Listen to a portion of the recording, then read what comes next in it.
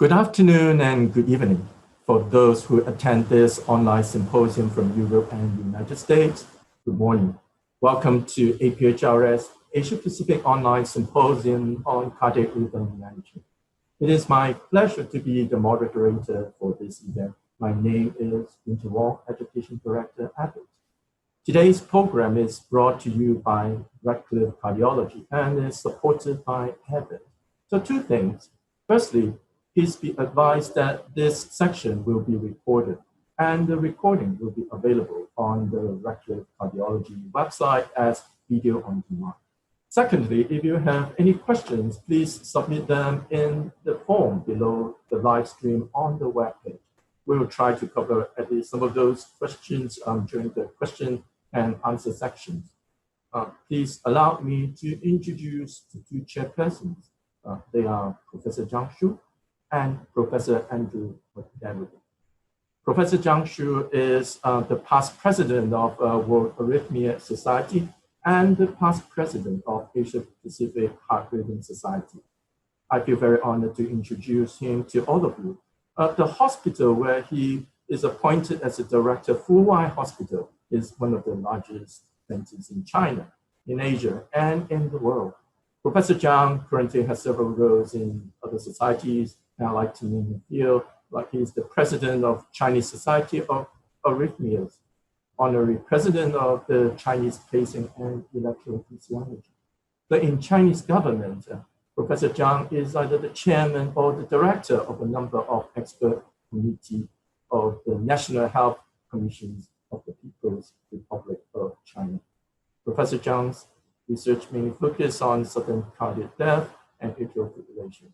He has published more than 200 research papers in the leading international journals, including JACC and Heart. Right, Professor Andrew McGavin is the Director of Arrhythmia Service at Flinders Medical Center and Professor of Cardiovascular Medicine at Flinders University, Adelaide, Australia.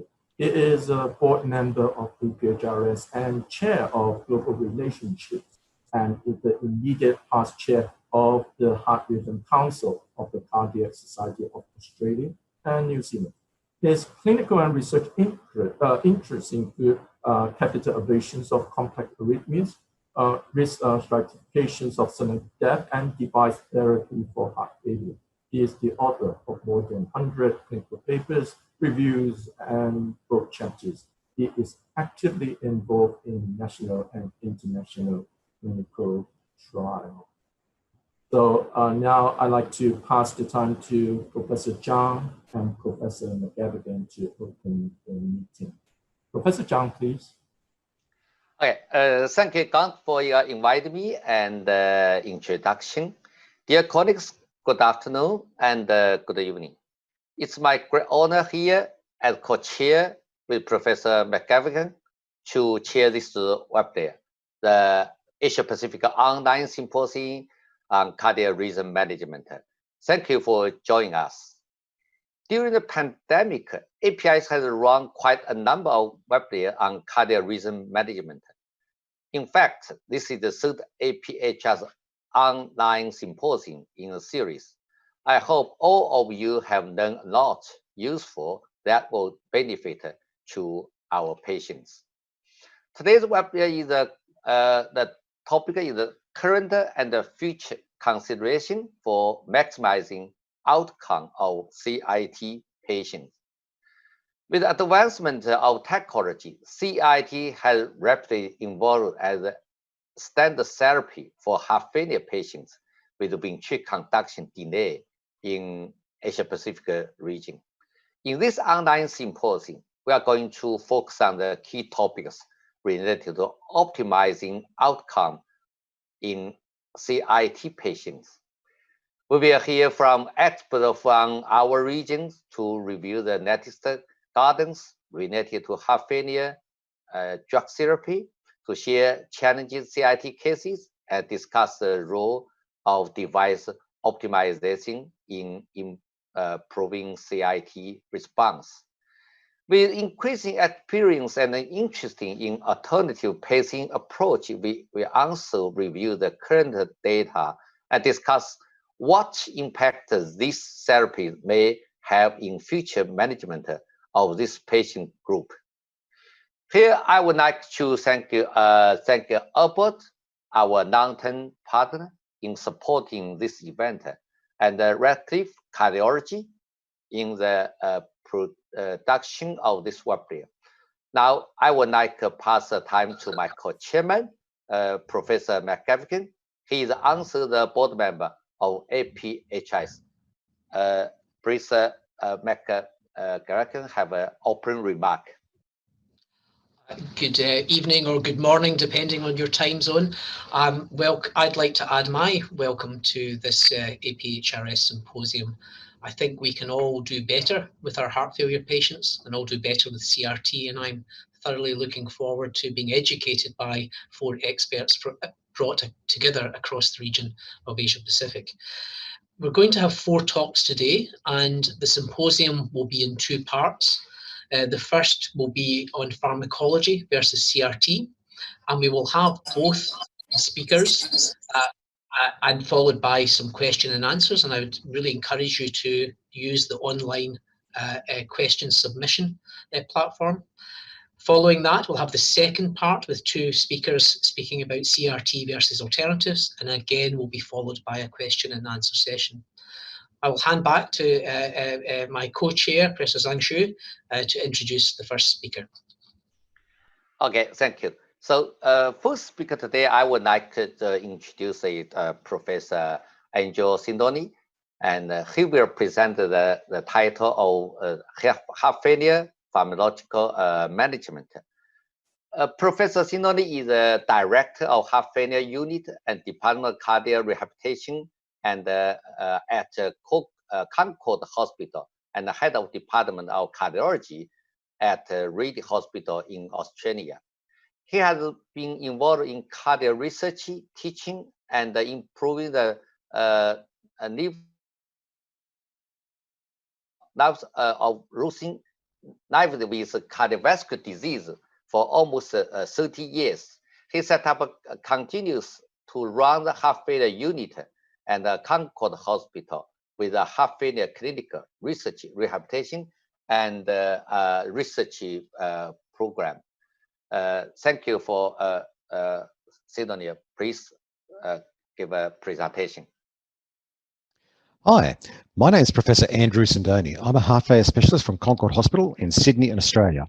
I'm going to be talking about heart failure management and particularly focusing on pharmacological management.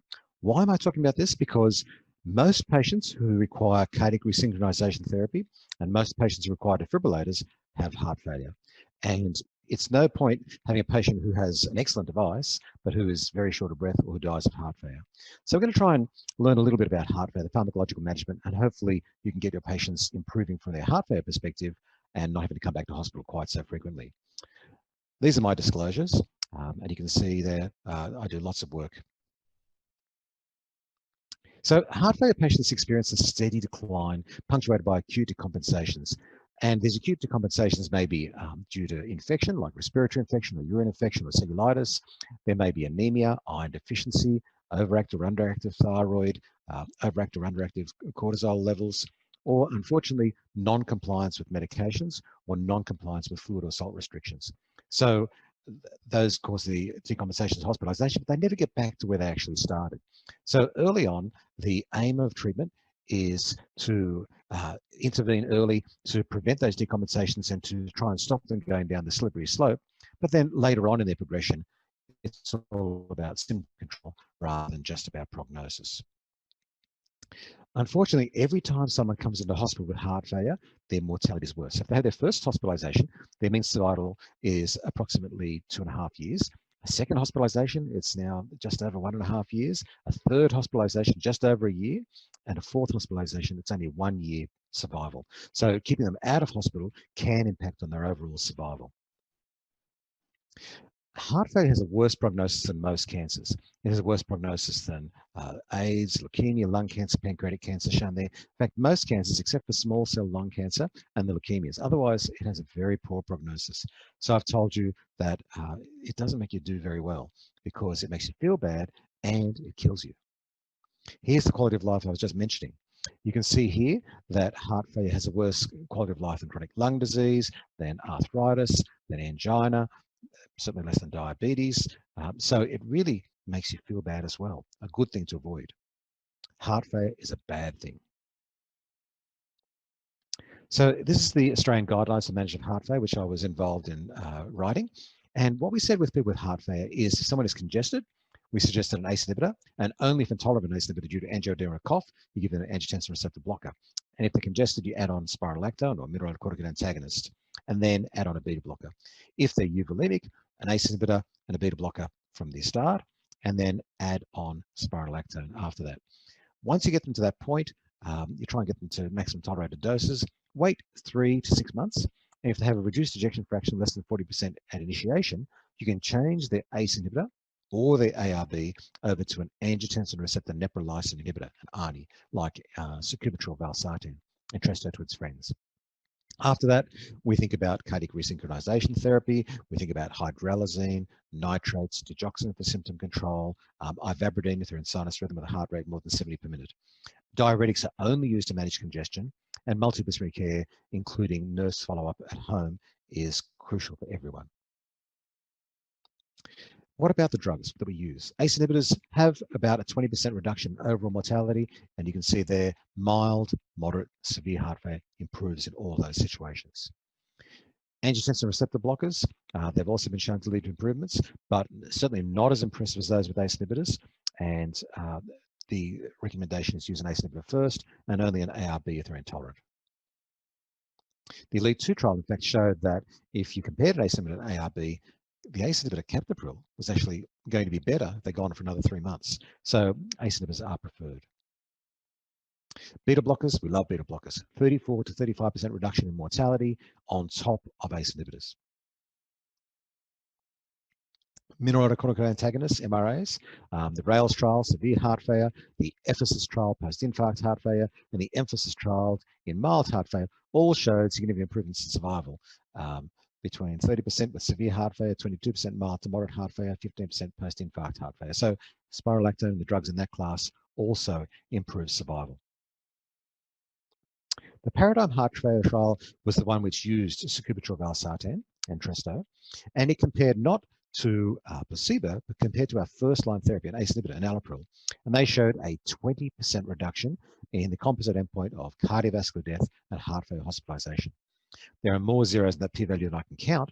You only needed to treat 21 patients to reduce one cardiovascular death or heart failure hospitalization. So really quite an impressive result. In fact, all-cause mortality was reduced by 16%. Patients don't care how they die, they just don't want to die.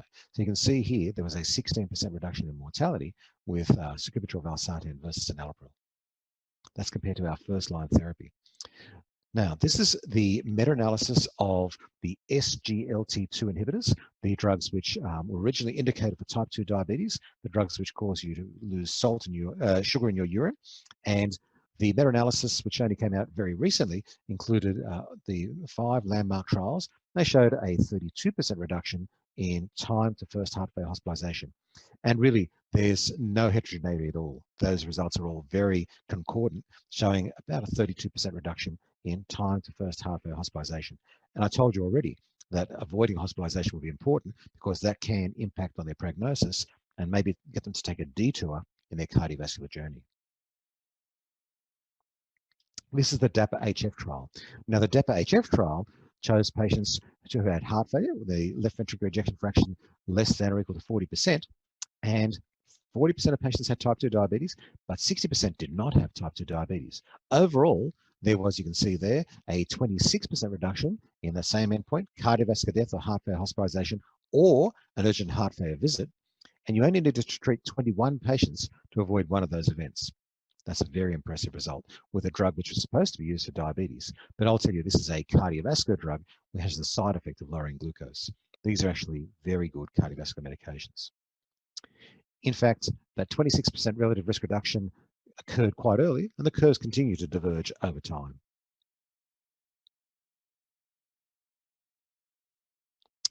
So this is looking at cardiovascular death or heart failure hospitalization, but it's breaking up into the diabetics and the non-diabetics now. You can see here the diabetics had about a 25% relative risk reduction, statistically significant, but also the patients without diabetes, the same endpoint, a similar 27% reduction in cardiovascular death or heart failure hospitalization. So regardless of whether they had diabetes or not, everybody seems to win. This is the SHIFT trial. The SHIFT trial used ivabradine. Ivabradine is a sinus node inhibitor, and as electrophysiologists, many of you would know that all this drug does is it reduces the spontaneous depolarization of the SA node. And so it lowers the heart rate by about 12%, 8 beats per minute roughly, and it led to a significant reduction in cardiovascular mortality or heart failure hospitalization in the SHIFT trial. The Australian government wanted to know at what point there was a reduction in mortality. And so myself and the late Henry Crum did an analysis, and we showed that if your heart rate was 77 beats per minute or more, there was a reduction in mortality. And now in Australia, that is the indication. And if you treat patients with a heart rate of 77 beats per minute or more, you only need to treat 15 patients to reduce cardiovascular death or heart failure hospitalization. But in the United States, they go for a heart rate of 70 per minute, and in Europe, for some reason, 75 beats per minute without any data. But this is the data as far as improving survival is concerned. Digoxin is a drug which is really maligned. Digoxin does not improve survival. I'll be the first to say that. But what it does do is that you can see here, it improves symptoms and reduces hospitalization. So it's certainly not towards the top of our thoughts as far as medications to use. But if someone is further progressed in their heart failure journey and they are still symptomatic, they're on good medications, adding digoxin does improve symptoms and does reduce hospitalizations. But I would not use it at the expense of other medications. Hydralazine nitrates, often forgotten. A long time ago, 1987, when I was a junior doctor, the Veterans Heart Failure Trial number 1 showed a 36% reduction in death or heart failure hospitalization with nitrates plus hydralazine. And that was in the pre-ACE inhibitor, pre-beta blocker era. And compared to placebo, a significant, quite significant reduction. They also looked at prazosin, alpha blocker, no difference. There was some reflex tachycardia there. But a subsequent trial in 1991, the Veterans Heart Failure Trial number 2, compared an ACE inhibitor to nitrates plus hydralazine and actually showed the ACE inhibitor had a 28% superiority. And they sort of fell off the radar. But they're still good drugs in patients who can't have an ACE inhibitor because of renal dysfunction or because of hyperkalemia, or if they've already on an ACE inhibitor and they're still symptomatic, they're on a beta blocker, they've got some blood pressure left, then you can consider adding on nitrates and or hydralazine, particularly in patients with pulmonary hypertension or ongoing myocardial ischemia. Diuretics. Now, there's a reflex with particularly some doctors, someone's got heart failure, just put them on a diuretic. That is not the way to treat heart failure. They have never been shown to improve survival in chronic heart failure. They turn the renin-angiotensin system.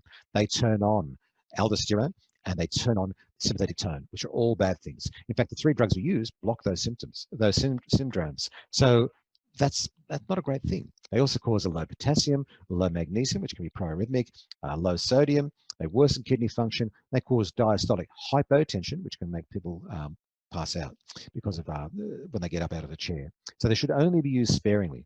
The only time we can't stop them is if someone has more than mild to moderate aortic regurgitation, mitral regurgitation, or tricuspid regurgitation. So say, for example, you have a patient on furosemide, what do you do? I'd try to go to about 160 milligrams morning and lunch with furosemide. Don't change to another lip diuretic because it'll just do the same thing. If they're still not responding, I might try using some intermittent intravenous furosemide because that can overcome bowel edema by going straight to the kidney. The next step would be to add spironolactone. If the estimated glomerular filtration rate is less than 40, maybe use it just 1 to 3 times a week.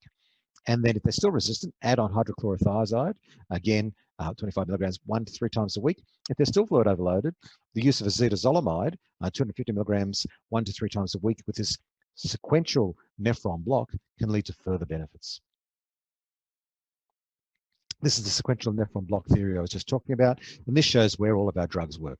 You can see here that the spironolactone works in the distal convoluted tubule, furosemide works in the ascending limb of lip of Henle, hydrochlorothiazide works both in the distal convoluted tubule and the proximal convoluted tubule, acetazolamide works in the proximal convoluted tubule, as does SGLT inhibitors, and tolvaptan works on the collecting duct. So this is sort of a summary slide that I made up using some just rough comparisons. Remember, these studies all had different inclusion-exclusion criteria, different background therapy, but roughly ARBs, about a 13% reduction in mortality, ACE inhibitors, 16 to 20% reduction in mortality, beta blockers, 35% reduction in mortality, MRAs like spironolactone and eplerenone, 28% reduction in mortality, the ARNIs like sacubitril, valsartan, and Entresto, about a 28 to 32% reduction in mortality, SGLT inhibitors from Dapa HF, 17% reduction in mortality. So you can see they're the drugs that work. They're the rough comparisons according to the evidence and the data. So I've shown you the data, but how do we go? What happens in reality? This is the European Society of Cardiology Heart Failure Long-Term Registry. What they did was they looked at patients at prior to hospitalization in blue, and in red they looked at what happens at discharge.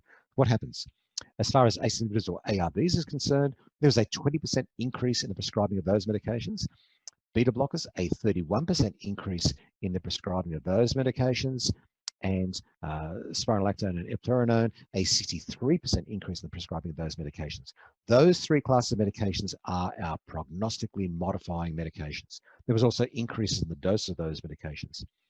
Diuretics, as you remember me saying earlier, they improve symptoms. There was a 28% increase in the prescription of diuretics, as well as an increase in the doses used. And digoxin for symptomatic control, again, a 35% increase in the prescribing of digoxin. So really, I'd like all those numbers in the first three to be 100%, and they're not. You can see that maybe 80% of patients at discharge were on ACE inhibitors or ARBs, 70% on beta blockers, only about 55% or so were on mineralocorticoid antagonists. So of those three key medications, that we're still not doing very well. We've got to try harder. We've got to be able to get as close to 100% because all of those medications improve survival, they can improve ventricular function, and they can keep people alive, out of hospital, and feeling better. So in summary, ACE inhibitors are used for all patients with heart failure with reduced ejection fraction, and ARBs are only second line if the patient is truly intolerant. All patients should be on beta blockers in combination with ACE inhibitor or the ARB. MRAs like spironolactone are an additional medication for people with severe symptoms, and ARNIs can be used to replace ACE inhibitors or ARBs in patients who remain symptomatic with reduced ejection fraction, and SGLT inhibitors for patients with type 2 diabetes or persistent congestion, and really nowadays, even in patients who don't have type 2 diabetes and have persistent congestion.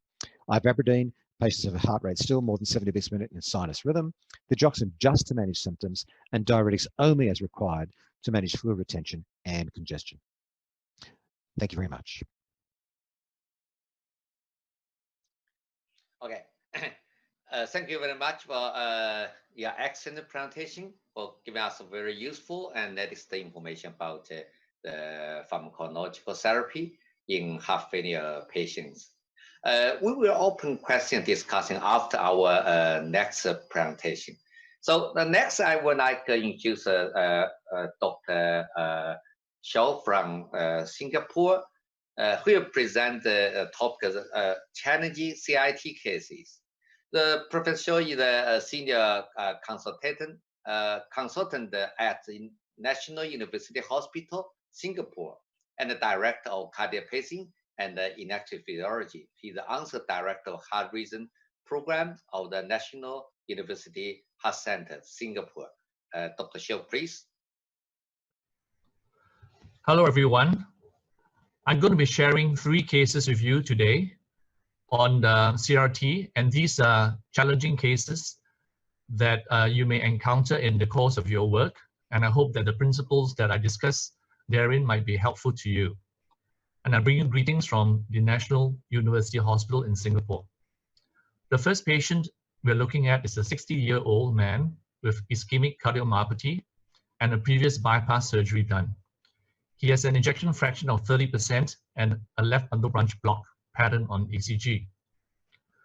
On initial injection of the CS, there is a hint of a posterolateral vein that you can see indicated at the arrow, and not much else in terms of options. So we did a direct injection into the middle cardiac vein to better visualize the os and takeoff of the branch. With the help of a subselector through the LV sheath, we're able to put an 1,4 wire into the vein, but the lead could not be delivered because of the tortuosity of the vein. So an attempt was made to use an anchoring balloon to pull the sheath into the vein to help deliver the lead. But this did not work because, as you are aware, there are no atheroma or calcifications within the vein, so there's nothing for the balloon to catch onto, and so the balloon just slips back.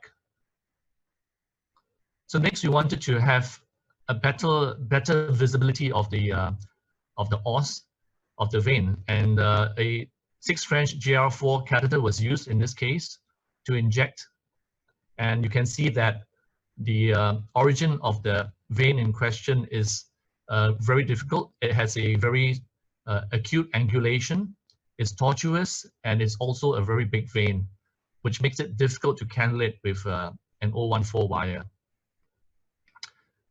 But we managed to do that with a 035 Terumo wire within a 4 French GR4 catheter within a 90-degree subselector within the LV sheath. So we have a telescoping system here, which allows us to advance the wire deep into the vein. And at the same time, it gives us the support and directionality that is required to do that. So we've advanced the 4 French GR4 catheter all the way down the branch along over the wire, and over that we've moved the subselector further into the branch, and this straightens out the proximal part of the vein and provides support for the main LV sheath to be advanced into this branch, as you can see in this next video. So having done all this, we were able then to push the entire LV sheath into the vein, and having deep throated the sheath in this way, we are then able to safely deliver the quadripolar LV lead without much drama. So this case illustrates the use of multiple telescoping catheters for support that will allow you to overcome a technical difficulty such as this. Our next patient is a 34-year-old man with cardiac sarcoidosis and a low LVEF of 25%. He has had a previous implant of a dual chamber ICD at a different hospital, and he presents now with a VT storm, having survived 55 shocks, some of which had failed at 35 joules. And the device was near ERI because of the shocks. He has an underlying right bundle branch block pattern on ECG with a QRS width of 156 milliseconds. So the plan was to change the device generator because the battery is depleted, to add an azygous coil so that we can have a better chance of defibrillation, and also to upgrade him to a CRT device because of the broad QRS on ECG with low LVEF. As you know, the use of a coil in the azygous vein can reduce the defibrillation threshold in patients with high DFT or failed shocks. And just as a reminder, the azygous vein lies posteriorly to the heart, and it lies parallel to the backbone, the spine. And if you were to look at this side view, the takeoff of the vein is just above the right main bronchus, is directed posteriorly and inferiorly. So here we have a 6 French GR4 catheter introduced via the left axillary vein, and we can see from the injection of contrast here that the os of the azygous vein takes off just above the right main bronchus. And through the GR4 catheter, we've introduced a stiff 035 hydrophilic wire down into the azygous vein. This is the RAO30 view showing you that the wire in the azygous vein is posterior to the heart. And over the JR4 catheter, we've now advanced a straight LV delivery sheath right down the vein with the wire still in position. And doing an injection here shows you that we are in the correct place with the contrast filling up the azygous and hemiazygous veins in the midline. And you can see that in an RAO 30-degree view, the vein is located posterior to the heart. So we then delivered a defibrillation coil through the straight LV sheath, and this is pumped in the azygous vein in this final position. So the azygous coil reduces the defibrillation threshold by providing an additional antero-posterior vector to the defibrillation wavefront, and that's how it reduces the DF threshold. Next, we go on to the CRT implant, and you can see that the LV delivery sheath is in the CS with quite a bit of tension between the tip of the sheath and the lateral border of the CS. And this results in a CS dissection and consequent pericardial effusion, as you can see from the staining of contrast in the pericardial space. Now, this is not a reason to panic because the coronary venous system is a low pressure system. So even if you were to have a frank pericardial effusion like this, we don't usually get into trouble. We can just carry on. In fact, the presence of contrast within the pericardial space allows you to visualize how big the effusion is and to know that you're not getting into trouble. So all we do then is just pull back and do a proper injection. And in this case, you can see a suggestion of a posterolateral vein lighting up over here where the arrow is indicating. So we use a 90-degree subselector to selectively cannulate the middle cardiac vein so that we can better visualize the takeoff and origin of the posterolateral vein that we're targeting. This is seen better in the RAO view, where at the arrow, you can see that there is a hint of the posterolateral vein. And you can see that it's taking off at a fairly sharp angle from the main CS body. So we used a subselector through the LV sheath and a 014 wire to select that branch, the posterolateral vein.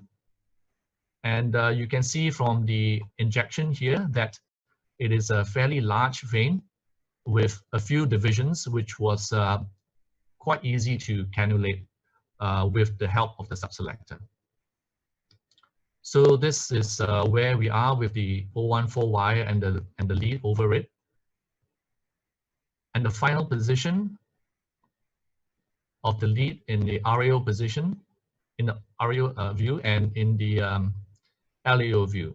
So you can see that the pericardial effusion has remained largely stable. It's not really gotten worse. Now, this patient did not require pericardiocentesis, and he did well following the procedure. Now, the last case we're going to discuss is a 50-year-old man with a previous mitral valve replacement and tricuspid valve replacement, and presents now with a severe stenosis of the prostatic tricuspid valve, atrial fibrillation with slow ventricular response requiring pacing, low LVEF of 20%, and non-sustained VT. So the issues we have to consider here are the indication for an ICD because of the low LVEF and non-sustained VT, the indication for CRT because of the need for ventricular pacing in the setting of low LVEF, and the fact that the presence of a severe tricuspid valve stenosis is a relative contraindication for the placement of an RV defib lead through that stenotic prostatic valve. So in this injection of the CS, you can see that there is a large but very tortuous lateral vein a straight and fairly large posterolateral vein and a middle cardiac vein. In the RAO view, we can see that the lateral wall vein is very, very tortuous and angulated and potentially difficult to place an LV lead within.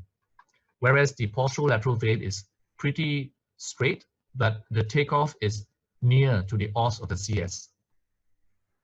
Nonetheless, we managed to get a wire down the lateral vein despite the tortuosity, but we were not able to advance the lead further down. So attention was turned next to the posterolateral vein, which we've selectively cannulated using a double wire technique. So this is a 035 thrombal wire, and above that is a Nephron wire retaining access to the CS. So a selective injection confirms our position, and the next step then is to implant the defibrillator lead. And in order to provide an optimal defibrillation wavefront with a good DFT, as well as to avoid placing a lead across the tricuspid valve, we have to put the defib lead into the middle cardiac vein. And you can see from here that the middle cardiac vein is angulated very sharply posteriorly, and it's very difficult to cannulate. It's better appreciated in the RAO view here, where you can see a hint of it. So we managed to get down the middle cardiac vein with a 035 thrombal wire through a 90-degree subselector. And with that, we were able to deep throat the LV sheath into the middle cardiac vein. And finally, this is where we've placed the defibrillator lead into the middle cardiac vein. You can see that it's lying in the similar position as a typical RV apical lead, except that it does not go through the tricuspid valve. So this gives us a good DFT, the same as it would be if we had the lead in a usual RV apical position, but at the same time, we can pace from this lead as well to deliver CRT, and all this without having to cross the tricuspid valve. So this is the final picture with the leads in the middle cardiac vein as well as in the posterolateral vein, and there was no need for a atrial lead in this case because the patient was in persistent AF. So I thank you very much for your time. Right. Now we are having the Q&A panel discussion section. So if you have any questions, please submit them in the form below the live stream on the web page. So this section will also be joined by the two speakers who will be giving presentation in part 2. So they are Dr. David O'Donnell and Dr. Aparna Jasra. So I will let Professor McGavigan give you more detail about them before they give the presentation. So let's start with the panel discussion. So Professor Zhang, do you have any comments or questions about those two speakers? Okay, it's a very good presentation. So we have the first Dr. Sinoni have a very good presentation about the drug therapy for heart failure patient and very latest information about it. I got 3 questions from our audience. I can present it to Dr. Sinoni and other panels. How about the rule of very secant in heart failure patient? The second question is what class of beta blocker is preferred? And the third question is at discharge, how to plan up titration of medication for heart failure patients. So it's okay. So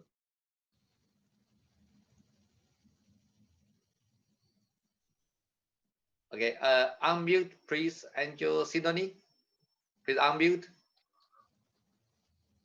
They're very good questions. So the first question, obviously whoever's asking that question knows all about the Victoria study. Now the Victoria study had only a 10% reduction in cardiovascular mortality and heart failure hospitalization, but that was actually driven by a reduction in mortality. reduction in hospitalization. There was no reduction in mortality. So the first thing I think about is that it's not as powerful as our other medications. And also, the patients who got into that study were very sick patients. This is an important thing to remember. In the inclusion criteria, in the baseline characteristics, these people were very sick. So a lot of them had class 4 heart failure. So what I would think about with the place of vericiguat is, number one, I would still use an ACE inhibitor or an ARB and then change to an ARNI after 3 months. I would still use a beta blocker next. And if the patient was still congested, add on spironolactone. There are big three drugs. Then after that, an SGLT2 inhibitor. And probably way after that, then I would think about vericiguat, because the benefits are less. Only a 10% reduction in cardiovascular mortality and heart failure hospitalization, all driven by a reduction in hospitalization. The next important question you asked is, which beta blockers do we use? It's important to think about beta blockers not as one drug, but as a class, and they're all different. So if someone has a relatively low heart rate, but a high blood pressure, I would use carvedilol, because this is a drug which is a beta-1 blocker, a beta-2 blocker, and an alpha blocker. So it will lower blood pressure more than the other beta blockers. So that's where I would use carvedilol. Whereas someone has a relatively high heart rate and the blood pressure is low, I would use a beta-1 selected beta blocker like bisoprolol, extended release metoprolol, or perhaps nebivolol. That was how I approached my use of beta blockers. Now, the third question was a hard question. That's what I spend my life doing, and that was about up titration of drugs. So the things to remember is that I try and get perfect blood pressure, perfect pulse. So I want the blood pressure 105 systolic. I want the heart rate about 55 to 60 beats per minute. So the first thing to try is, if you give a once daily medication, give it at night, because that will cause less daytime hypotension, less symptoms. And also there is data from Hermita's group, as well as from our group, that if you give these medications at night, you actually improve survival, giving the medications at night versus giving medications in the morning. 13% reduction in mortality at 3 years. The next thing is, see them often and review them frequently. Small increases, slowly, slowly, slowly, always trying to get perfect blood pressure, perfect pulse. And remember also that you've got to see them early, because in most centers around the world, there is a 20 to 30% 30-day readmission.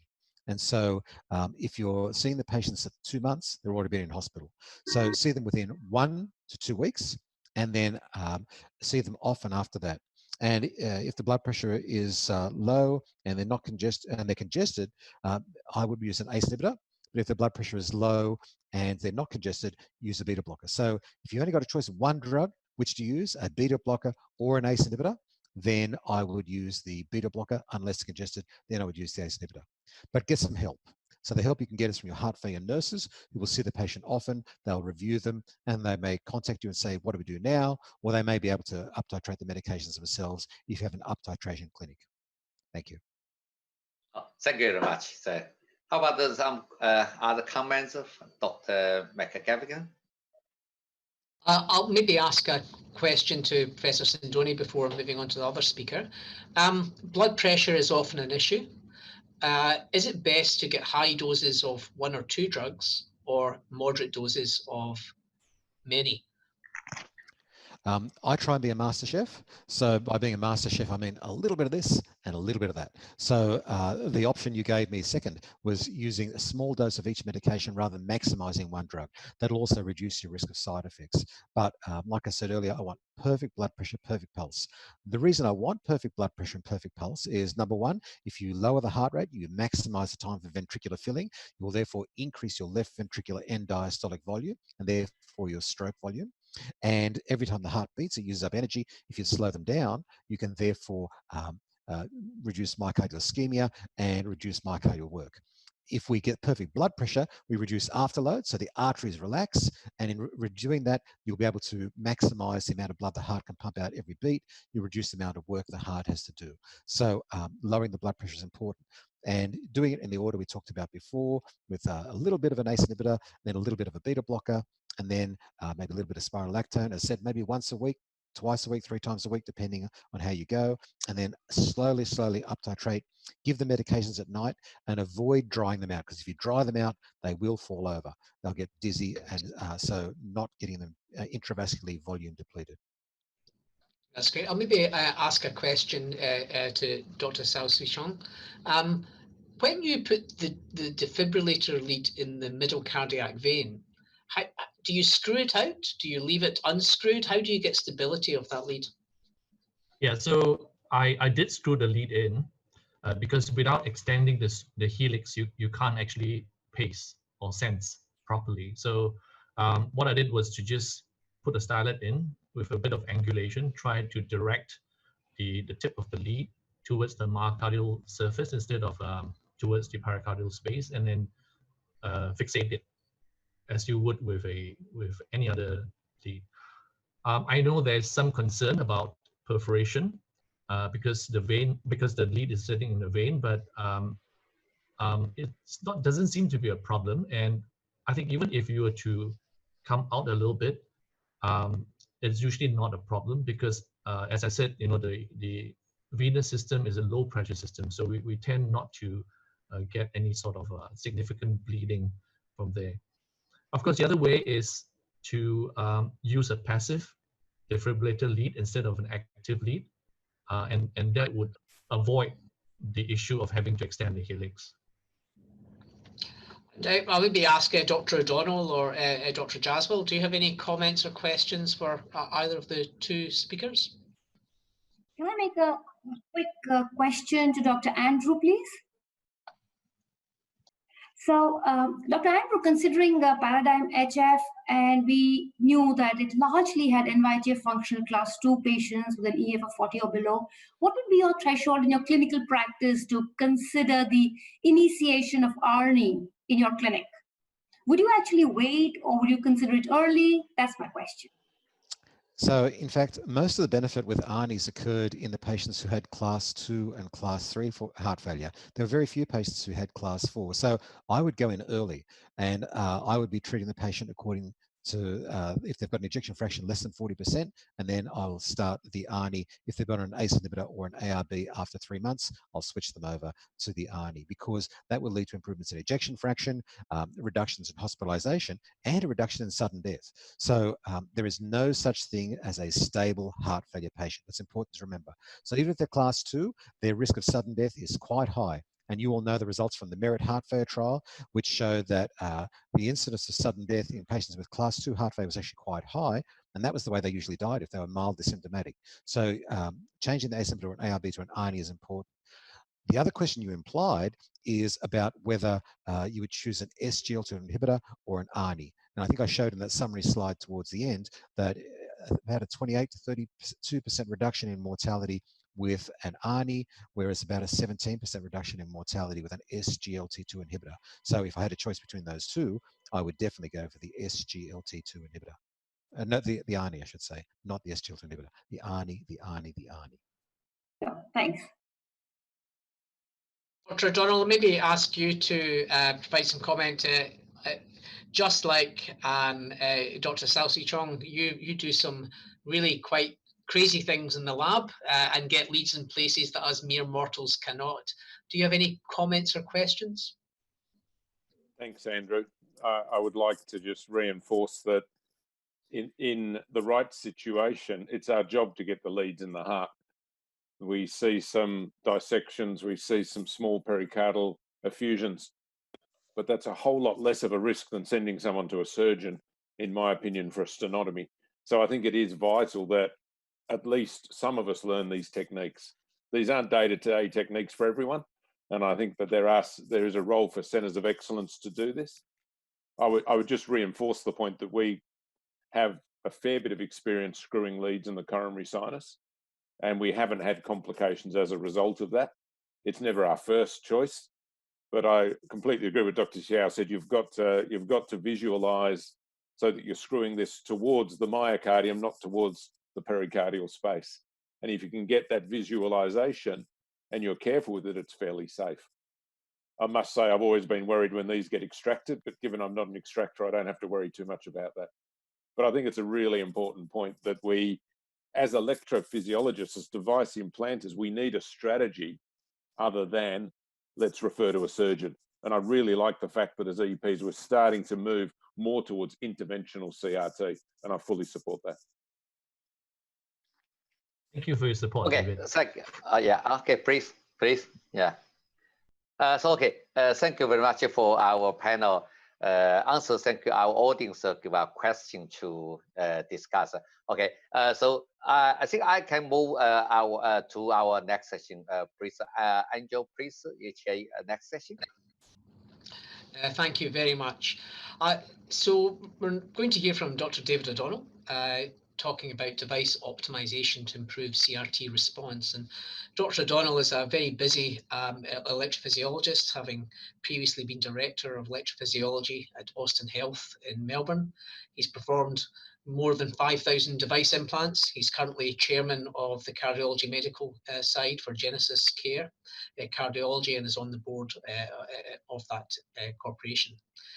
He's had a long and illustrious career focusing really on pioneering the newest techniques in CRT and trying to get the best outcomes for our patients. So I'm looking forward to learning from you, David. Please welcome.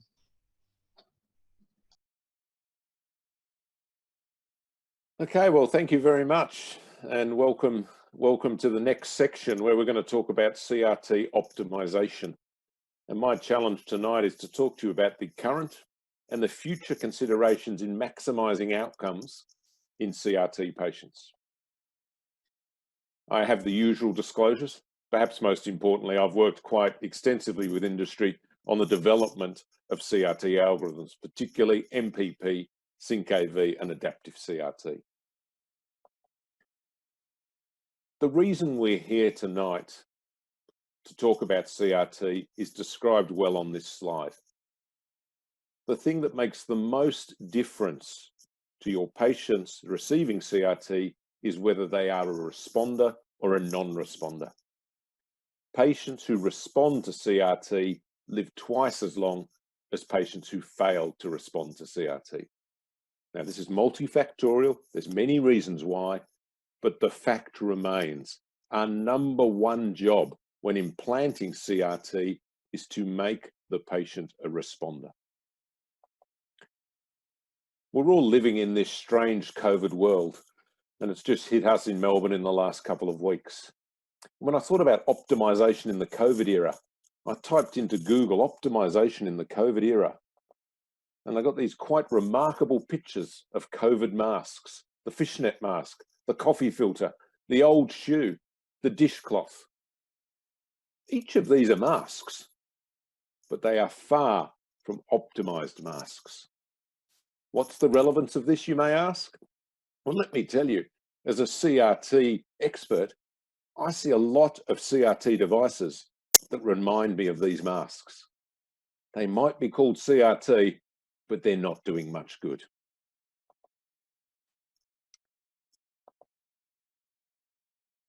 We all know that the response to CRT is suboptimal. MADIT CRT, 70% response. CARE-HF, 70% response. RAF CRT, 70% response. Over and over and over again, 70% response rate to CRT. And in the CRT world, we've almost accepted this. That's what I aim for. I'll aim for a 70% response. Not acceptable. So what do we do to maximize response or minimize non-response? You all know this. We select the right patient, we put the lead in the right spot, we optimize the programming, and we follow up correctly. So how well do we do these things? Well, in actual fact, we select the correct patient in 70% of the cases. We're actually pretty good at that. Non-ischemic cardiomyopathy, left bundle, significant dysynchrony, they're much more likely to respond. Many of you will know that I'm passionate about putting the lead in the correct location. And we actually do that 60% of the time. So we're pretty good at those two things. But when it comes to programming optimization, we actually get that right less than 10% of the time. In the US, nearly 90% of CRT devices are programmed in nominal settings. No one's even looked at the optimization. And we all know that you can't manage heart failure with a CRT alone. You need these patients in the multidisciplinary heart failure team. You need these patients on remote monitoring. We're just not doing that. So there's a lot we can do to maximize response. I like to tell people that optimization is not an optional extra. It's a mandatory part of CRT. Do not look at optimization as something for non-responders. Optimization is for everyone. We actually showed this almost 17 years ago when we did an optimization session on our patients, and we found that optimization was most beneficial in the partial responders. If they'd responded a bit to CRT, then optimization gave them a dramatic response. The non-responders, we didn't help much. The super responders, we didn't help much. And this was shown again in the SMART AV study, Michael Gold's study. If you put the lead in a really good spot, the patient got significant benefit from optimization. You put the lead in a bad spot, optimization really didn't work. And then we saw from the multipoint pacing studies, the most dramatic benefit was turning responders into super responders. So don't keep optimization for your non-responders. Optimize everyone. And if we do everything right, we don't have to accept this 70%. In fact, there are 3 publications out there. The multipoint pacing IDE study with appropriate programming had an 87% response rate. Adaptive CRT, where you managed to achieve this optimally, achieved an 86% response rate. And the Genesis Care Outcomes Registry, where I work, when our patients have as many of those 4 important criteria as possible, we've achieved a 90% response rate to CRT. So let's not accept 70%. Let's work for 90, 95, 100% response rate.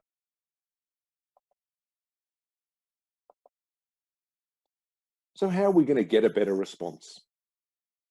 Everyone's familiar with multipoint pacing. Pacing from 2 different poles of a multipolar lead. There is overwhelming data now that multipoint pacing can improve response. But it's really interesting to look back that the first study in multipoint pacing was Carlo Poponi in the 90s.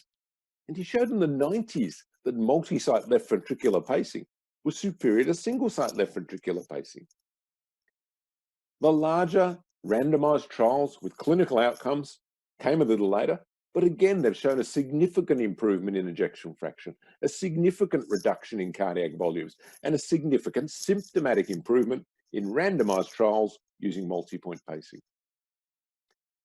A much larger Italian study, the ION MPP study, showed that simply by turning MPP on, you improve ejection fraction, and you have a significant benefit to the patient in symptomatic status. Perhaps most interestingly from this study was that the #1 predictor of being a responder was having multipoint pacing turned on at implant.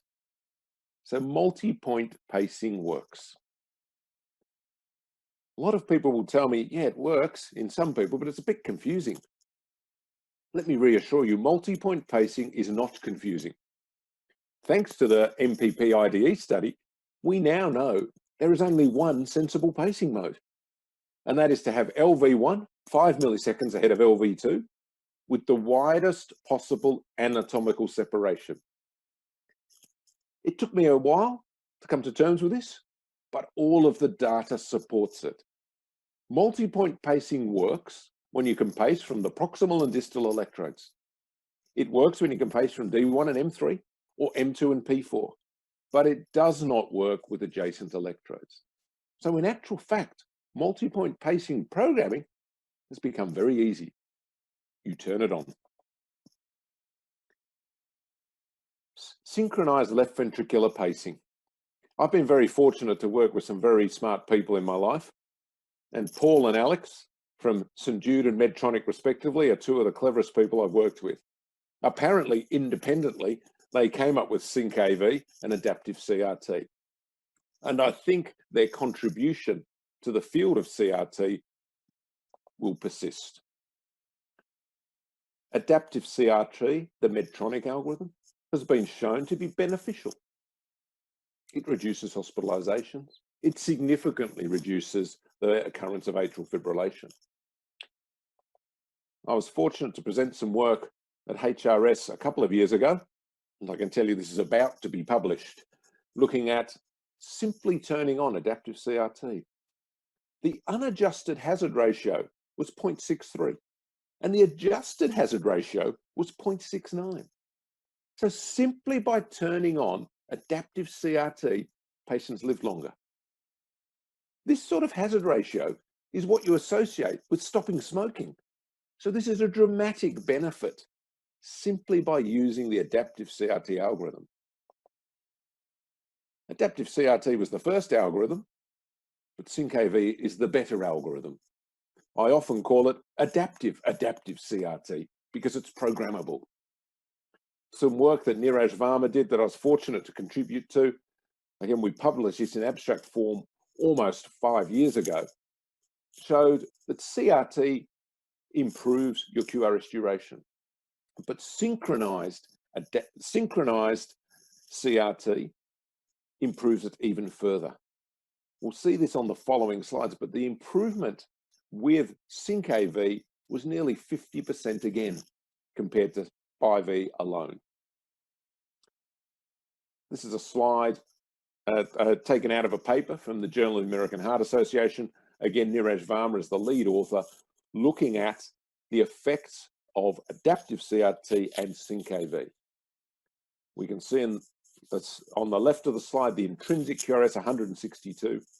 Adaptive CRT, brilliant, brings it down to 136. SYNC-AV, even brillianter, brings it down to 120. Adaptive CRT good, SYNC-AV better. Is SYNC-AV difficult to do? It's a little more difficult than multi-point pacing. We do it in everyone. We turn on the ECG machine. We do 6 ECGs 1 minute apart. -10, -20, -30, -40, -50, and -60 on the SYNC-AV delta. We record the 6 ECGs and we pick the ECG with the narrowest QRS. Very simple. In fact, that optimization of MPP and SYNC-AV takes less than 10 minutes. So I've shown you MPP is beneficial. I've shown you SYNC-AV narrows the QRS. What about the combination? Again, I'm very excited to tell you that after a lot of effort, we finally managed to get together our data and we have published these results that clearly show the benefits in QRS reduction from the combination of SYNC-AV and MPP. In 54 out of the 75 patients, the combination mode, MPP plus SYNC-AV, gave the narrowest QRS. That's a complex slide, and I always like to show the original data we presented here. Intrinsic QRS 176 milliseconds, best by V 150 milliseconds. A bit better with MPP, a little bit better again with SYNC-AV, but the combination gave us the narrowest QRS. If you look at this slide from a distance, you get 26 milliseconds improvement in QRS from a BiV device. A couple of hours in the lab, an operation for the patient, and many thousands of dollars. You get 27 milliseconds of improvement simply by a few minutes of device optimization.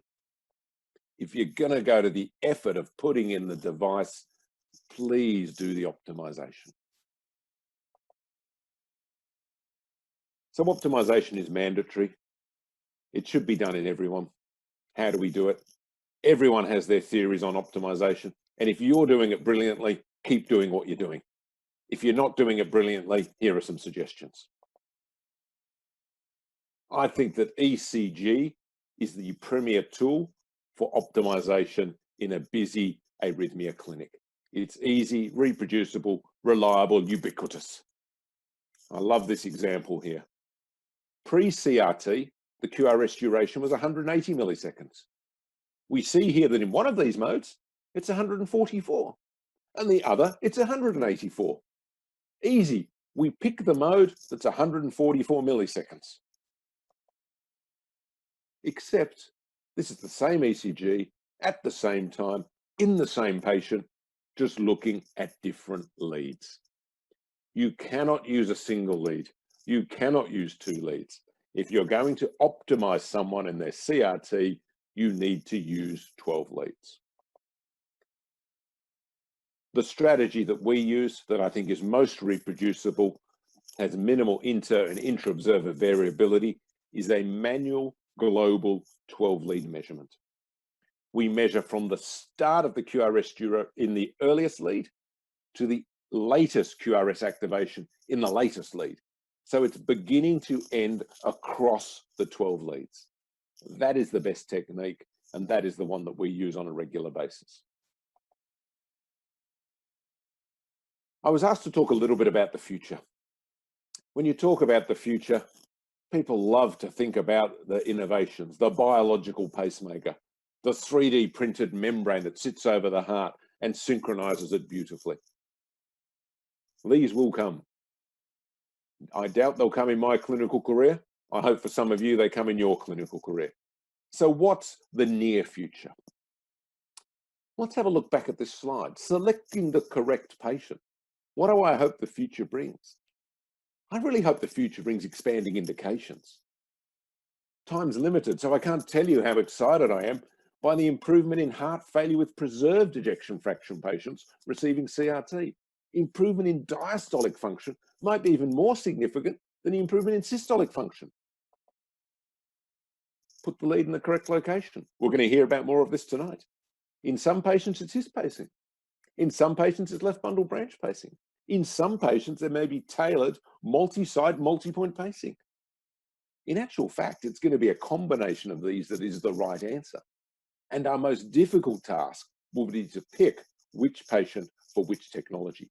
It isn't his pacing for all patients. It isn't CRT for all patients. There's a mixture that needs to be done properly. In terms of programming optimization and following up correctly, these go without saying. And let me give you a few of my ideas on where we might be going with programming optimization. A lot of people tell me, optimization, we need more than the ECG. QRS plus, vector cardiography, some very interesting analysis. What about the ECG belt? Much more detailed analysis of cardiac activation. Or the Cardio Insight vest. There are some amazing pictures that come out of these studies. Is this the future of optimization? Perhaps. I must say I'm not as convinced. I get you all to just remember one of the most important papers of the last few years, the paper by Paul Friedman and his group, where they used AI and deep learning to analyze an ECG. And they could pick left ventricular function, probably better than an echo, from a single ECG.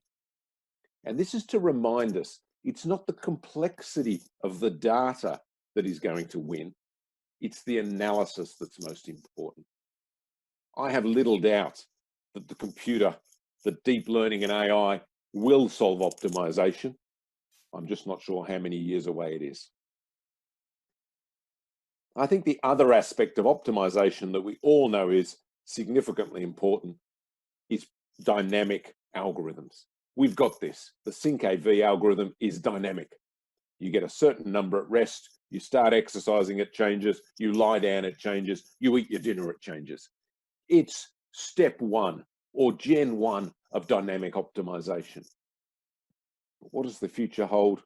I hope it's a lot more exciting than that. You'll implant your O'Donnell CRT device.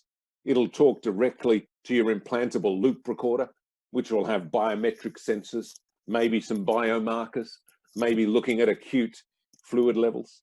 This will talk to your infusion pump, which will infuse prostaglandins. If your pulmonary pressure goes up, it'll infuse diuretics. It'll talk to your cardiomems for some direct pulmonary measures. This will talk directly to your genetic makeup, which we have on file. And this will all be analyzed with everything else, all of your patient records, your health records, your medication records. People say, wow, that's a long way away. Every single component on this slide is currently commercially available. The challenge for industry and for all of us is to work out a sensible way where all of this can work together. And I've put a nurse in the middle there, but ideally this is within the device. When the device can self-adjust and self-monitor, that's when optimization wins. So in summary, CRT done well will improve symptoms, it will improve quality of life, and it will reduce mortality. Optimization and dynamic algorithms are a mandatory part of CRT. Currently, the ECG is my favorite optimization tool. I'm sure future technologies will improve upon that. But what we're all aiming for is some form of closed-loop device-based optimization, and that is the ultimate goal. Thank you. Thank you very much, Dr. O'Donnell. We're going to move on to our second speaker. We will reserve questions for the end of that talk, so please keep your questions coming in via the platform. It's my pleasure to introduce Dr. Parna Jaswal. She is Director of Cardiology and Electrophysiology at Fortis Escort Heart Institute Research Centre in Delhi. She's very well known to many of us in the Asia Pacific region. She has many research projects and actively involved in national and international research trials. I would like to ask her to start her talk now, and looking forward to hearing about alternatives to CRT. Thank you. So I shall be taking you forward on alternative LV pacing sites. CRT changes life. Robust data with compelling evidence has told us that CRT reduces mortality, heart failure hospitalizations, cardiac function and structure, improves quality of life and NYHA functional class for those of our patients who are ideally suited for CRT, meaning thereby they have an ECG with a left bundle branch block with a QRSD of more than 150 milliseconds, and if we are lucky to see a venogram such as below. The dampener to the enthusiasm comes from this slide. As we can see, this is something which all of us do not wish to see in our patients, that is the non-responders. And what is even more difficult to see and catch is it has an incidence of roughly as high as 30 to 45% in various studies, depending upon the endpoints that are taken to calculate the non-responders. We also understand that the level of non-response has so many variabilities attached along with, yet the incidence of non-responders continues to remain very high. This is from the paper from Mullins, which has been repeatedly cited. The insights from a CRT clinic as a part of a heart failure disease management program, and what catches the eye of an electrophysiologist is a suboptimal LV lead position and its contribution to a non-response.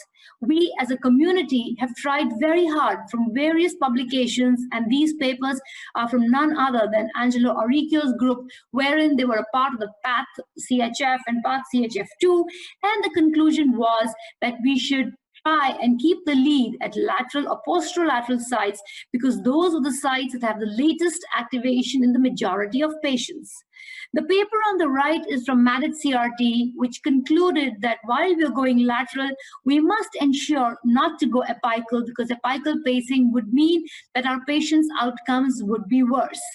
Having done that, we continue to be vexed by the problem of non-response. And one of the features which was always hampering was a suboptimal LV lead position. Thus, I think it is extremely important to understand, to identify the sweet spot, because the determinant of successful CRT is the position of the LV pacing lead. So is the lateral and the posterolateral the optimal sites? So several authors have worked on this to identify the appropriate site. So what you see on the left is a study by Dapa, and on the right is by Durwal. The similarity in both these studies was they used a conductance catheter into retrograde aortic approach into the left ventricle and calculated the acute hemodynamic response. And in Dapa's study, what they did was they took patients who had failed CRT and they did epicardial pacing at several sites to identify the best site. The best site thus was concluded is not a predetermined area of the left ventricle, but rather specific to each patient. And this is what came out of both Dapa as well as Durwal. In Durwal, they had used endocardial pacing as well as transvenous through the coronary sinus, as you can see in the inset. They concluded that the optimal LV pacing site cannot be defined a priori and is specific to each individual. Further, Michael Gold in his paper from a sub-study of the SMART AV, wherein they analyzed the QLV from the beginning of the Q wave on the surface ECG to the peak of the electrogram in the LV is the QLV, and it was concluded that the larger the QLV, the stronger and more independent association with reverse remodeling and quality of life one would achieve with CRT. While this was happening, and in the past decade, what we learned was if pre-CRT, the patients were taken up for speckle tracking two-dimensional radial strain imaging, and if in this study they randomized to group 1, that was target, the LV lead at the latest site of peak contraction, and in group 2 was a standard unguided CRT. What Khan group concluded from this was that the red bar that you see is the target group. It was the combined endpoint of heart failure, hospitalization, and death, if you were to compare, was statistically lesser than compared to those who were given with standard guidance of the CRT, which concluded that it is imperative that we merge the information on latest activation with the available anatomy. Thus, there were certain things which told us that we need to improve the outcomes pre-procedural by an echo, utilizing CMR, and peri-procedural, as we just discussed about the QLV. The longer the QLV, better the outcomes. Yet, we have all understood the coronary sinus is not the panacea. It is not always the ideal conduit to reach the sweet spot for various reasons, as you can see below. Which brings us to the point that we need alternative LV pacing sites. In this, we have several ways that we can achieve alternate LV pacing. It could be either a surgical epicardial LV lead placement, endocardial LV lead in various mannerisms, which I will just discuss, and of course, conduction system pacing, which involves his bundle and left bundle branch pacing. First of all, the surgical LV epicardial stimulation has its pluses and minuses. The pluses, it is feasible using a small lateral thoracotomy or a small thoracoscopic techniques. The flexibility for lead placement at a position anticipated to have maximal dyssynchrony may be achievable in many. However, the enthusiasm is dampened because of its associated peri-procedural risk. Access to the optimal posterolateral basal aspect is relatively difficult and may not always be achieved. The prolonged hospital stay and pericardial adhesions in patients who are postoperative. This is a study published recently to understand if epicardial behaved superior to transvenous, and the conclusion were that if we took the indices such as ejection fraction at baseline and at 6 months, when we saw our patients of transvenous or epicardial was non-inferior to transvenous. Similar were when you took variables such as the NYHA functional class, 6-minute walk test, Minnesota living with heart failure, and of course, NT-proBNP, which left us that epicardial to be reserved for patients when we fail the conventional transvenous CRT. Enthusiasm had grown for LV endocardial stimulation. And this is a picture from Bordeaux. The Bordeaux group has really worked a lot on this LV endocardial stimulation. The first paper was by Dr. Pierre from the Bordeaux group. So what we see here is, you see the transvenous, the lead is going from the interatrial septum into the left ventricle across the mitral valve. The green star is the mitral valve. As a result, it gives access to all regions of the left ventricle, causing faster LV depolarization, more physiological LV stimulation from endocardium to epicardium, and of course, something which we all want to achieve, that is freedom from phrenic nerve stimulation. The various routes that one could enter the left ventricle could be through the interatrial septum, RA, interatrial septum, left atrium, mitral valve, and subsequently the left ventricle. And that's what was studied in the all-synced investigators group. Could be transventricular septal, as I will just show you, or a transapical technique. So what is it that took us to the endocardial bi-V pacing was from this paper, as I just told you, Dr. Pierre from the Bordeaux group in 1998 took up this technique in a patient who had a dual chamber pacemaker and was in severe congestive heart failure. They were unable to achieve transvenous pacing. So what happened here is they put a Mullins sheet from below, they put a snare, a loop snare from above. With the help of this, they were able to pull the wire, the proximal end of the wire, through the right internal jugular, and utilized this the proximal end of this wire to pass the lead from the RA interatrial septum, LA, into the LV endocardium.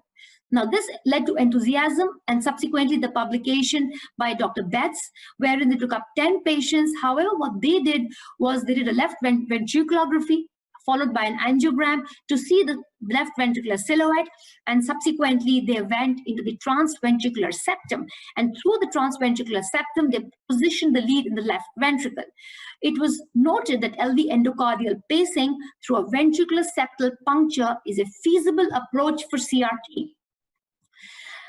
So much excitement was growing that it led to a paper publication in 2016 which said that optimized LV endocardial stimulation is superior to optimized epicardial stimulation, from this paper, which was done in 8 patients with ischemic cardiomyopathy, and they mapped over 100 sites.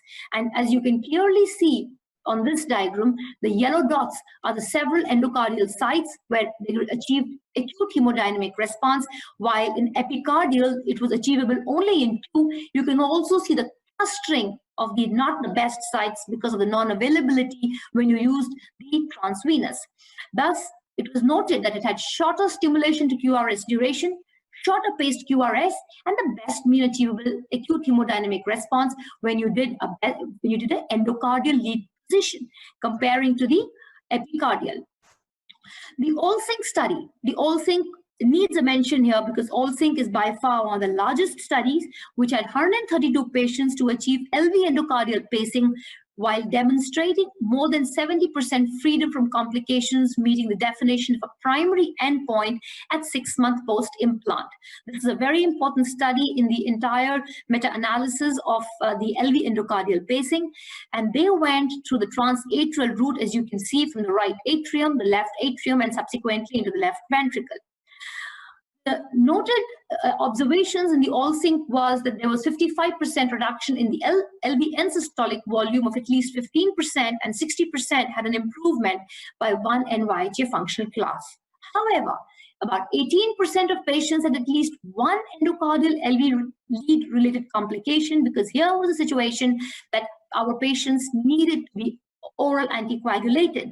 We were on the left side in the left ventricle, and the thromboembolism and TIA events were also to be noted 2.6 and 7.4 per 100 patient years.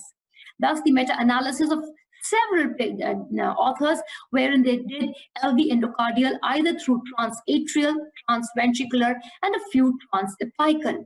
There was a disconnect amongst the results.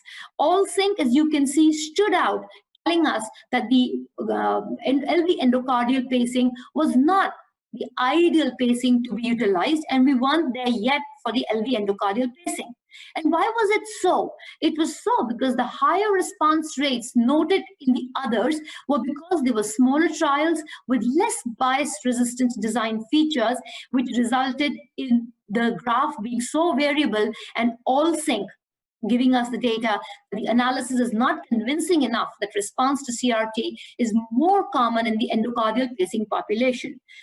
Important to bring the point here that the thromboembolism complications reported by all studies has been high. The rate of stroke cannot go untalked about. 2.5 events per 100 patient years, TIA 2.6, and the mortality rate was 4.5 over 100 patient years, which brings us to something which is dynamic and extremely interesting and has two publications ready, which I will just discuss, the LV endocardial via a WISE CRT. It incorporates a transmitter which detects the RV pacing from the co-implant.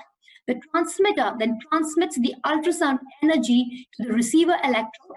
The receiver electrode paces by converting the ultrasound into the electrical energy, and within 4 milliseconds, both of them contract synchronously, giving rise to an LV synchronized with RV pacing.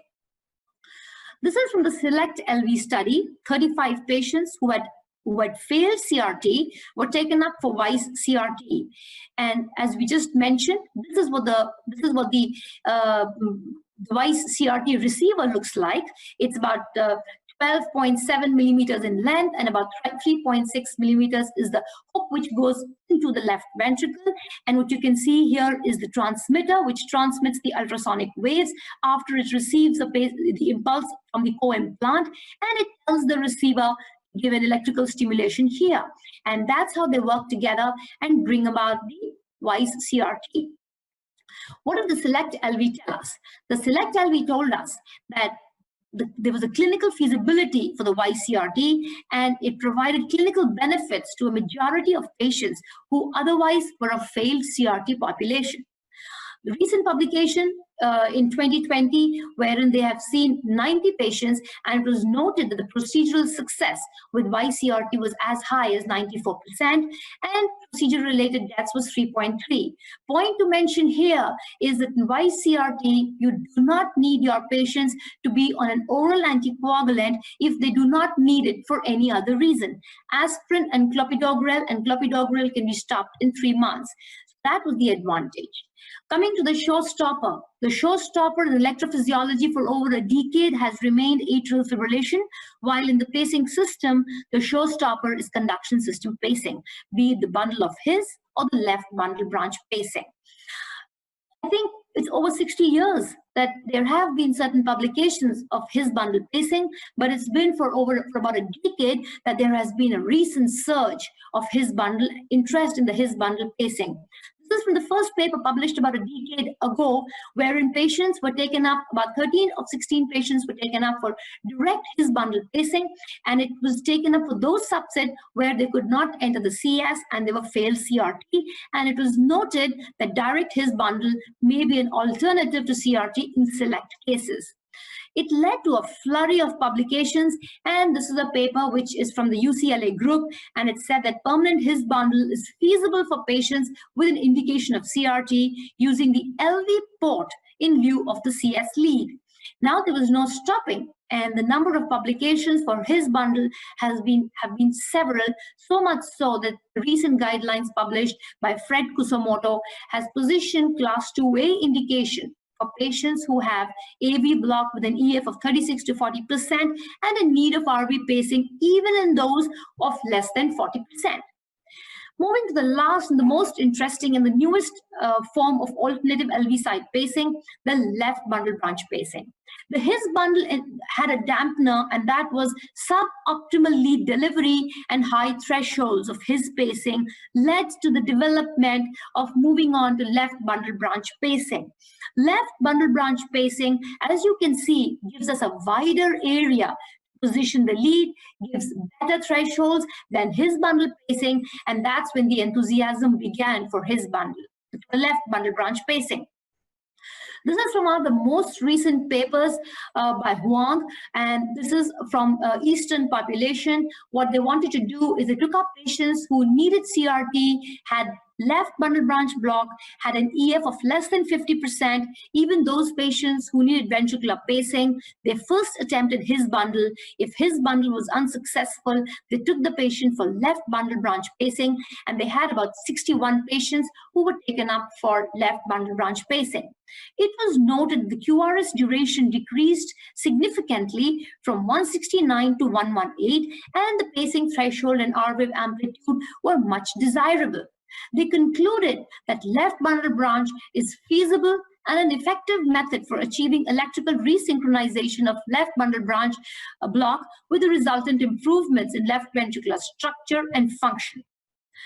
Thus, it is yet to be decided the long-term safety profile, lead integrity, the risk of extraction of deep septal left bundle branch area pacing, and this all needs to be determined. The role of left bundle branch block area pacing in patients requiring CRT certainly needs to be investigated in prospective randomized clinical trials. Not to forget, the first slide that I showed you had patients with those trials to the tune of 1,500 to 2,000, while as we saw in the conduction system pacing, they are very minimal. We have patients like 20 patients, 60 patients, 90 patients, so we must wait for large randomized trials to give an answer. And this is from a recent paper again.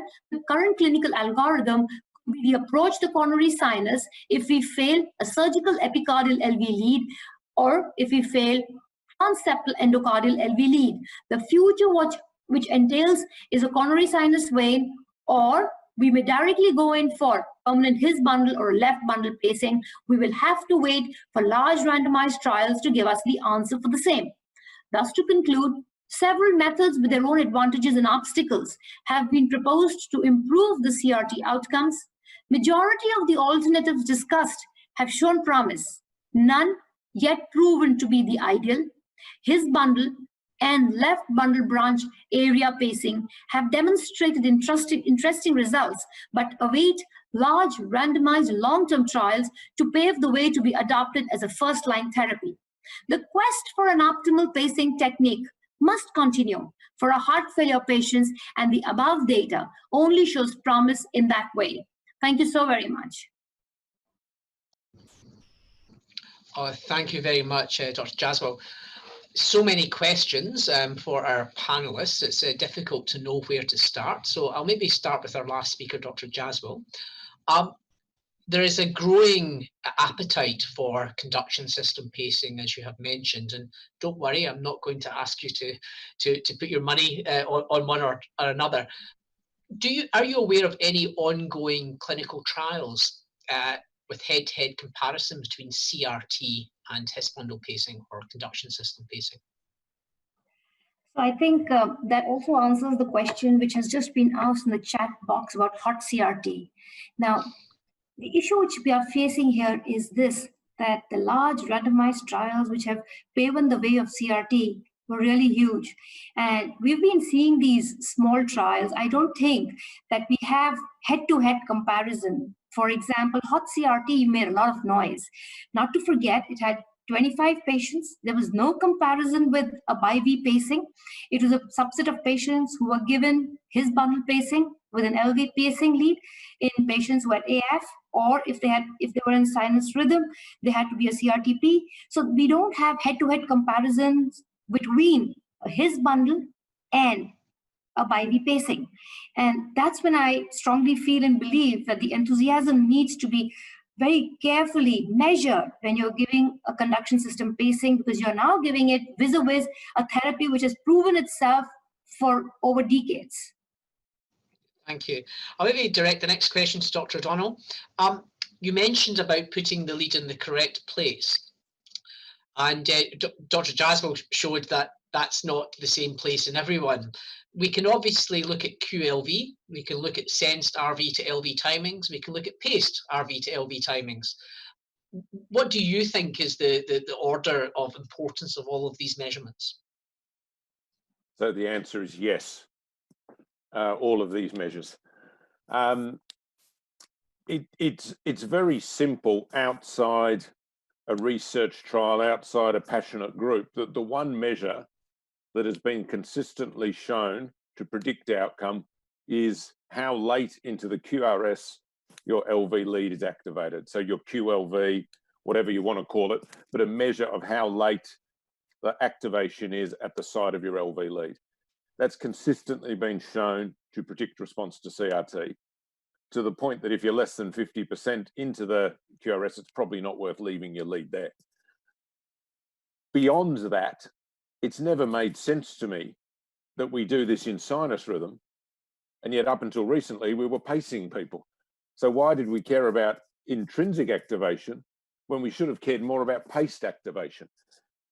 And in our single center experience, the pace activation is actually more predictive of response than the intrinsic activation. But then this all gets turned on its head again, because we're now going with LV synchronized pacing in everyone. So we're actually going back to intrinsic activation.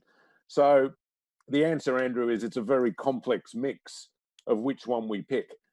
In about 40% of patients, the latest activated site sensed and paced is the same. And they're the easy group. You leave it there. And the other group of patients is actually incredibly complex.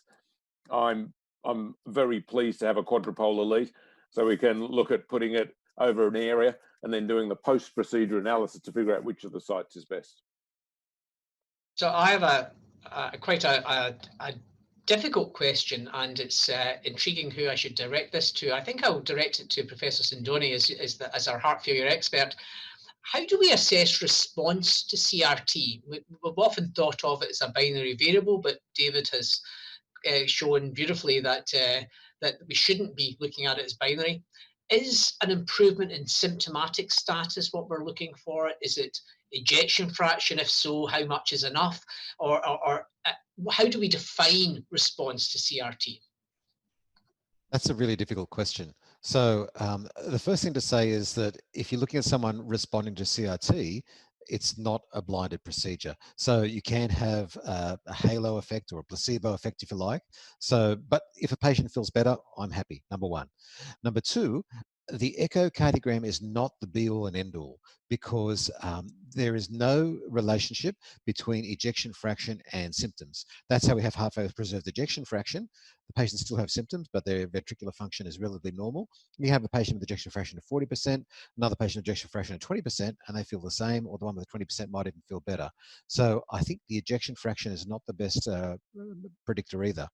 So when I look at my patients and I say, are they improving symptoms, is the first thing. The next thing is hospitalization. You keep people out of hospital. And the next one, do you have a surrogate marker? And if you are able to, I think doing a blood test, doing an NT-proBNP or a plain BNP is a good measure of how a patient is going. If it's very high and it's come down, they probably are improving, because the NT-proBNP is not measuring cardiac function, it's measuring how the body responds to the fact that the heart is not working properly. Because if you have heart failure and your NT-proBNP or your proBNP is released from the ventricular myocardium in response to stretch and to stress. So if the ventricle is less stressed and less stretched, you will release less BNP. So that's probably the best way, but symptoms are so important, because the patients, when they come back to see you, if they feel better, they'll bring you a bottle of wine in gratitude. If they don't feel better, there's not going to be any bottle of wine for you. Thank you. I'll maybe pass over to my co-chair, Dr. Zhang, Professor Zhang. Okay. Thank you, Angel. I got two questions for Dr. O'Donnell. How about your experience in combination of his bundle pacing and LV pacing as in hot CRT study? The second question, do you see the LV remodeling with any use of any algorithm? So, Dr. Yeah, thank you. Yeah. To follow on what Dr. Jaswal said quite nicely, you know, I do think that hot CRT has a role. Yeah. You know, I'm a fairly arrogant cardiologist, and I like to think I can always pick in advance what I'm going to do, but I can't. I love to look at an ECG and think this person is going to respond to his bundle pacing or left bundle pacing, or this person's not. And we have some gross generalizations. If they're a non-ischemic with a classic left bundle with all the right notching, with not much scar on MRI, you think that person's going to respond much better to his or direct left bundle pacing. So that's the group of patients that I would often go for a his pacing lead. If they've got an ischemic cardiomyopathy, then it's much more likely that I'm going to want to do CRT. Now, the hot CRT for me is sort of a little bit of a cop-out where I'm not really sure what I want to do. So I'll put a little bit of both in. It works very effectively if you're doing CRTP. I think it's still not ready for CRTD because it does require an extra lead. In most cases, some people are not doing it. So I think in a CRT patient, where I think they've got a modest chance of responding to his pacing, I might consider a hot CRT. In terms of the remodeling question, I think it's fascinating, and it's great when we have a heart failure specialist on like Professor Sindoni, because you know, I grew up in heart failure clinics with my heart failure professors telling me that what we wanted to do in heart failure was improve hemodynamics. They were hemodynamicists. Now the world has changed, and I don't think hemodynamics are as important anymore. And I actually think that in the CRT world, what we're much more interested in is remodeling. And I call myself a remodelist. I don't want to improve hemodynamics with CRT. I want the patient to remodel. And what we do in CRT is we create the milieu for remodeling. And that's the stuff that we will advance in the future with our understanding.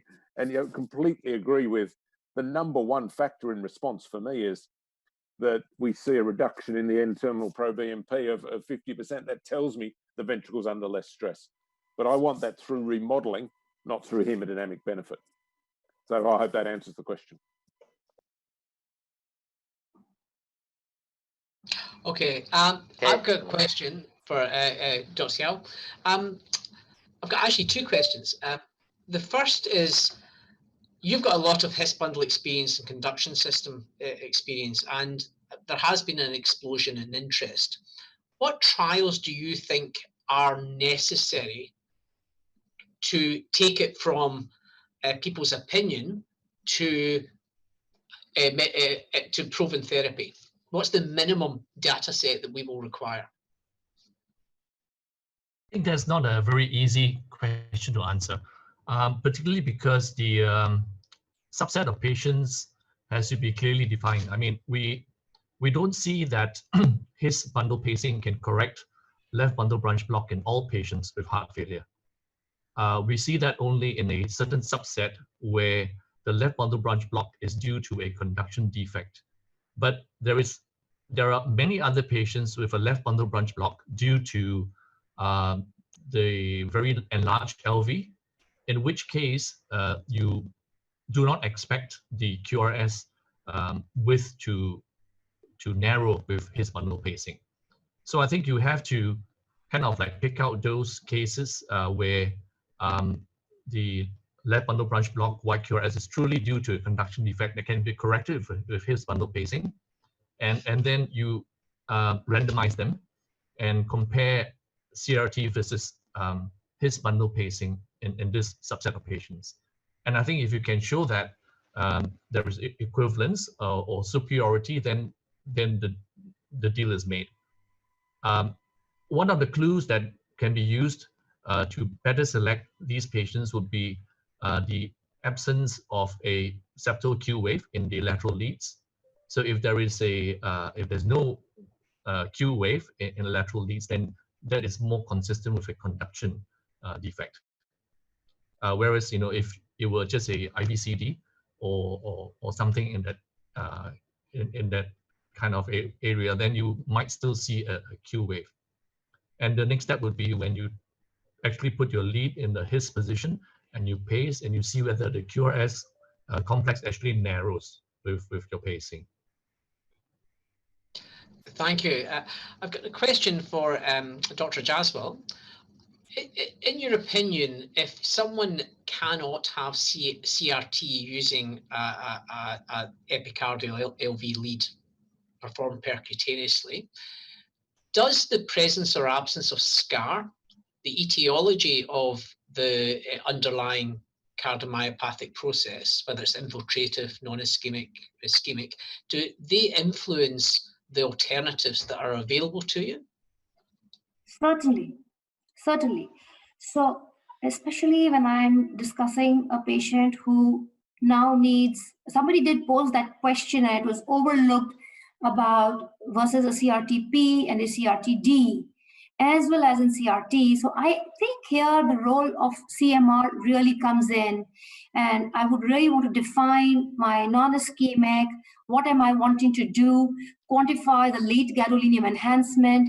If the enhancement is more than 15% scarring, it would tell me it puts my patient at risk of sudden death, and I'd like to consider a CRT-D. Next question to answer is, my patient is unable to take a transvenous CS lead. And in that case, is it going to make a change? Yes, it would. Similarly, the question has just been asked, I just saw, what am I going to do if I have a patient who has an ischemic CRT and has a wide QRS but has a scar? So that is a problem that I think I would really want to look into and maybe predefine the anatomy of the patient, telling me, do I have optional veins I would like to explore? And if I do, I would still want to go with the conventional therapy of a CRT-P and try pace and enter most of the veins, see the QLV and what option I have. if I were to fail, I think having given a talk on alternative LV pacing side, I would still think that of all the options, maybe I would like to consider, as Dr. Sear just left, his bundle or a left bundle area pacing for that subset. So those are the kind of situations which I would put myself into and individualize a patient when I'm faced with a situation such as that. Thank you very much. Andrew, I'm going to throw you another curly one because it's not often we have the benefit of having an advanced heart failure expert in our midst. What about the super responder? You know, we've chosen the right patient, we've put the lead in the right place, and we've programmed it appropriately, and we have normalization of everything. Now, clearly, we think it's our CRT, and you think it's your drugs, and it's probably a combination of both. At what point, if ever, can we de-escalate drugs, try and get them off? Do we have to turn off the CRT? Do we keep it on? How do you approach those super responders that really want to come off what they're on? So that's a really good question. In fact, I get asked that question by my patients all the time. And so the data we have is now pretty important.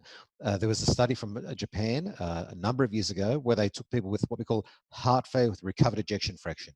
And in those patients, 7 patients, they stopped the medication, 6 out of 7 died. There was another study from Holland with heart failure related to chemotherapy. 6 patients, they stopped the medications, 5 out of 6 died. So that's heart failure with recovered ejection fraction. They were very small studies. So New England Journal of Medicine, January 2019, there was a study called TRED heart failure, T-R-E-D heart failure. I'd advise you to look that study up. What they did was a really, really careful study. They very, very slowly started to withdraw the medications in people with heart failure with recovered ejection fraction. And what they found, within 3 months, there started to be rehospitalizations, worsening symptoms, deterioration left ventricular function, elevation of anti-proBNP. It was a really carefully done study, and so they stopped.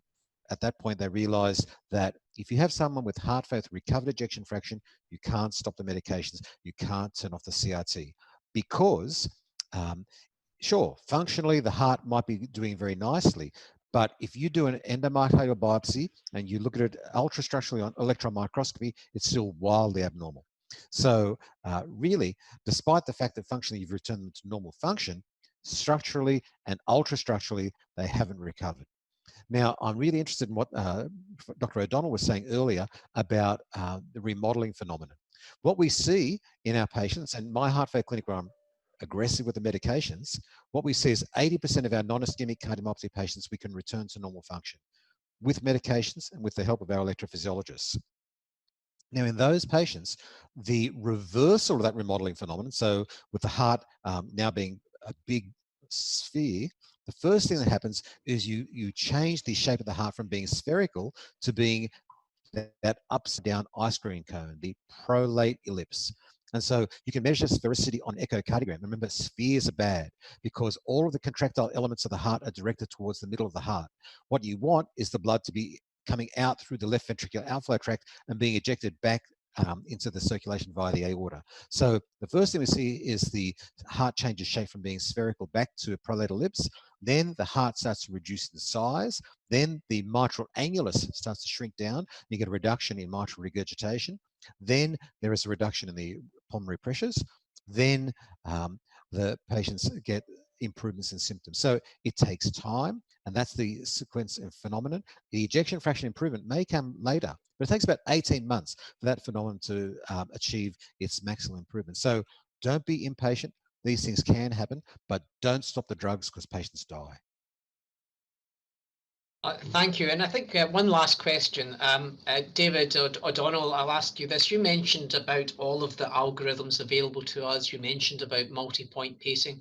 What is the hit on battery time by using these algorithms and by using multi-point pacing?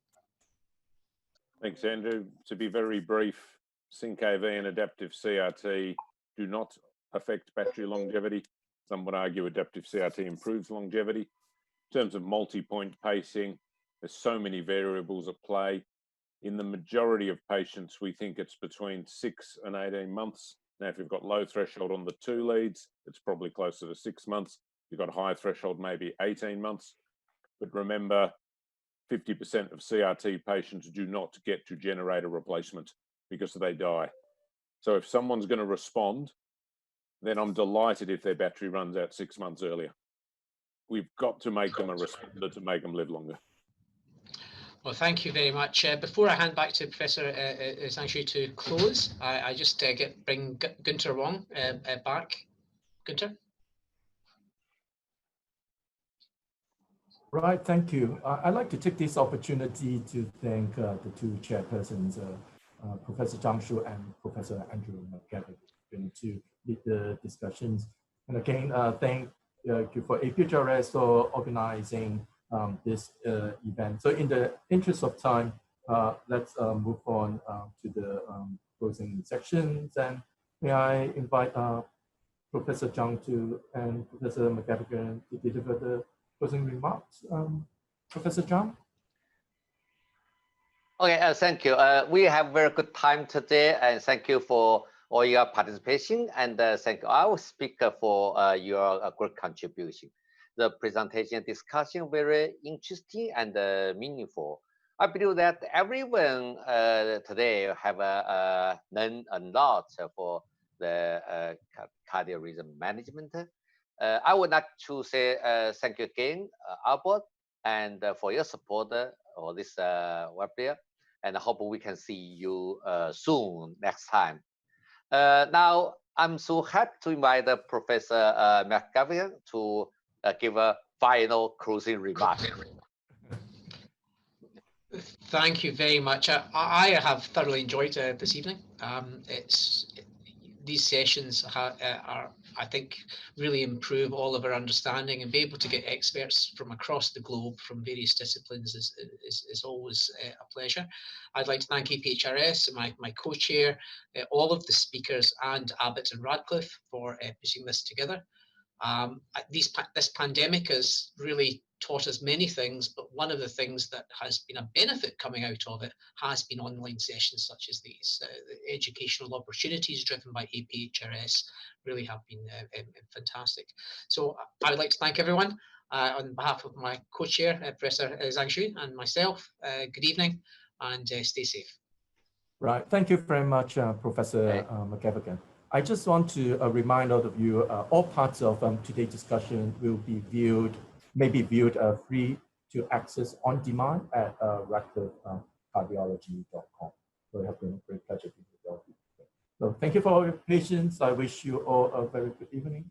Thank you very much. Thank you, Professor McGavin. Thank you. See you. Bye-bye.